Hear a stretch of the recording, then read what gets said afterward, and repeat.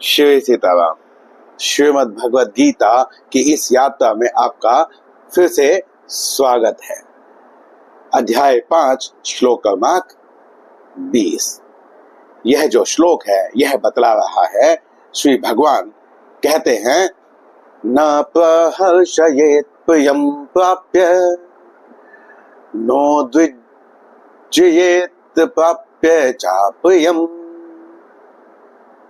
स्थिरबुद्धिर्सम्मूढो ब्रह्मवित् ब्रह्मणि स्थितः। भगवान यहाँ पर उस महापुरुष के लक्षण बतला रहे हैं जिसने इसी जीवन में ब्रह्म की प्राप्ति कर ली है, जो इसी जीवन में ब्रह्म की स्थिति में स्थित हो चुका है। भगवान कहते हैं, न प्रहर्षयेत्, नहीं होता है। प्र का उपसर्ग लगाने से हर्षित होने में अतीव प्रसन्नता का भाव यहाँ भगवान बतला रहे हैं कि अपने कुछ प्रिय की प्राप्ति हो जाने पर जो साधक होता है वह बहुत अधिक प्रसन्न नहीं होता है, उसको बहुत अधिक प्रसन्नता नहीं होती है, या यह भी कह सकते हैं कि उसे बहुत अधिक कुछ प्रिय लगता ही नहीं है।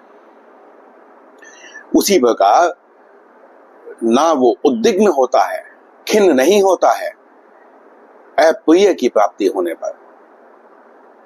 उसे जो भी प्राप्त हो जाता है वह उसे भगवत कृपा मान लेता है।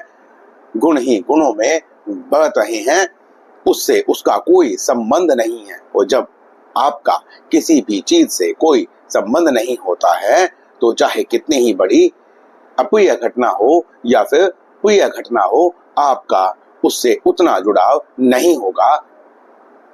आप उससे ना उतने उद्विग्न होंगे और ना आप उससे उतने प्रसन्न होंगे।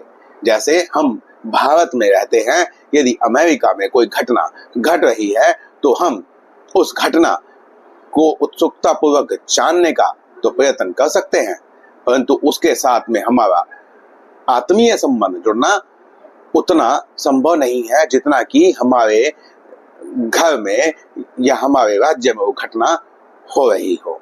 उस प्रकार से तो भगवान कहते हैं कि वह जो महापुरुष है वह न तो प्रिय को पाकर बहुत प्रसन्न होता है और न अप्रिय को पाकर बहुत दुखी होता है। पाकर से अर्थ क्या हुआ?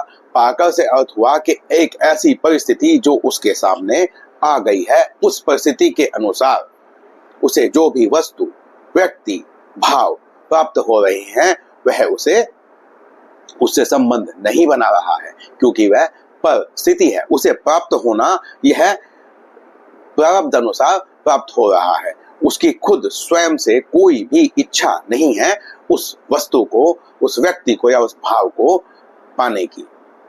इसीलिए भगवान कहते हैं, स्थिर बुद्धि असम्मूढ़ो, वही व्यक्ति स्थिर बुद्धि है। असम्मूढ़ो क्यों कहा गया? असम्मूढ़ो से अर्थ यहाँ पर यह है कि ऐसा साधक जिसके सभी जो संशय हैं वह समाप्त हो गए हैं। वह जीव क्या है, ब्रह्म क्या है, ईश्वर की जो विधान है वह क्या है, यह जो जगत है यह क्या है, किस से मेरा नित्य संबंध है, किससे मेरा संबंध माना हुआ है, क्या बंधन है, क्या मुक्ति है, उसके सभी प्रकार के जो संशय हैं वह मिट चुके हैं। इसीलिए भगवान ने उसे असम्मूढ़ो कहा है। ब्रह्मवित्, यहाँ पर ब्रह्मवित् भगवान ने कहा कि वह ब्रह्मवेता है।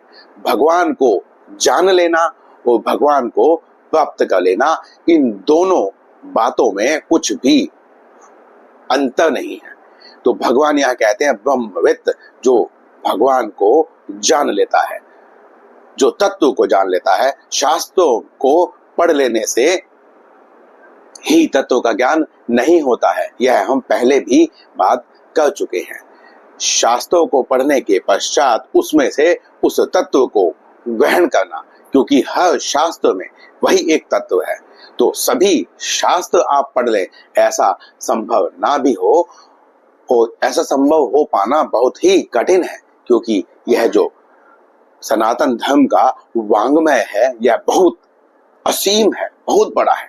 इसीलिए किसी एक ग्रंथ को भी यदि आप आत्मसात कर लेते हैं तो उसी तत्व की प्राप्ति करेंगे जिस तत्व की प्राप्ति सभी ग्रंथों को पढ़कर की जा सकती है। इसीलिए भगवान ने यहाँ पर ब्रह्मवित्त कहा है, जो ब्रह्म के तत्व को जानने वाला है। ब्रह्मणि स्थितः, वही जो साधक है। इस प्रकार का जो साधक है, जो योगी है, वह ब्रह्म की स्थिति में स्थित है। ब्रह्मणि में यहाँ पर फिर से एक वचन ही दिया गया है, तो इसीलिए यह सिद्ध होता है कि 33 कोटि 33 करोड़ या लोग जितना भी ब्रह्म में हो, एक परम पिता परमेश्वर की ही सत्ता है, बाकी सब उसके ही विस्तार रूप है। आप जिसे अपना इष्ट मानते हो, जिसका भी नाम जप करके, जिसकी पूजा पाठ करके आपको आत्मीय शांति मिलती हो, आप उसी की पूजा पाठ करते रहें।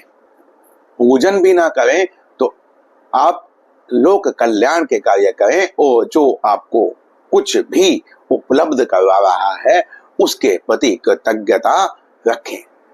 इससे ही आपका जो हृदय है वह सरल हो जाएगा।